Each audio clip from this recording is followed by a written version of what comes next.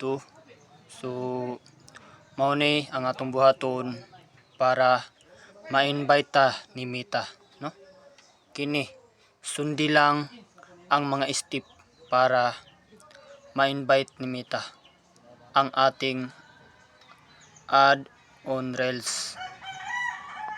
Ads on Reels yung for invites only. Okay? Yung ibang monetization tools, meron silang kanya-kanyang specific requirements para ma-unlock natin sila. So, kapag na-invite na tayo sa Ads on Reels or performance bonuses, makikita natin dito sa gilid yung setup.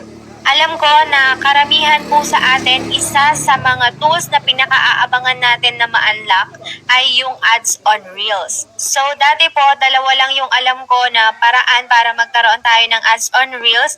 Yung una is kailangan natin talagang maging consistent sa pag-upload at kailangan nating magkaroon ng kahit papano mga viral videos. Yung pangalawa naman po is magre-request tayo via help and support, yung report a problem.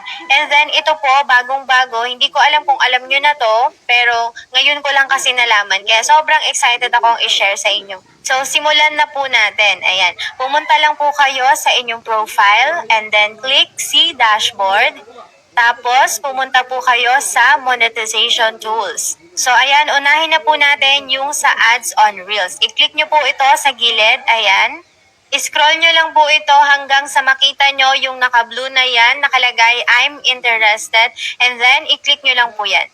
Tapos, makikita nyo po dito yung box. Nakalagay po dyan, let us know you're interested in this program. Expressing interest in this program does not guarantee acceptance. You won't receive a response if you're not eligible. So, hindi po to 100% guarantee guys ha. Pero itry pa din natin kasi malay nyo naman, di ba? So, ayan guys, nakalagay po dito is optional lang naman na maglagay kayo dyan ng parang letter ninyo.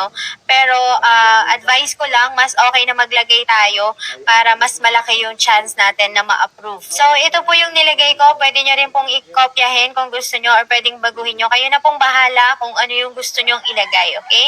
So, ito po yung nilagay ko. Please, give me a chance to be part of this program so that I'll be more motivated to produce more quality videos that will showcase my talents through my videos. Hoping for your kind considerations. Thank you. After nyong ilagay yon, then submit interest. Tapos, wait na lang po natin yung response. O, di ba? Ang dali lang niya. Pagdating po sa performance bonuses, ganun lang din po yung process na gagawin natin.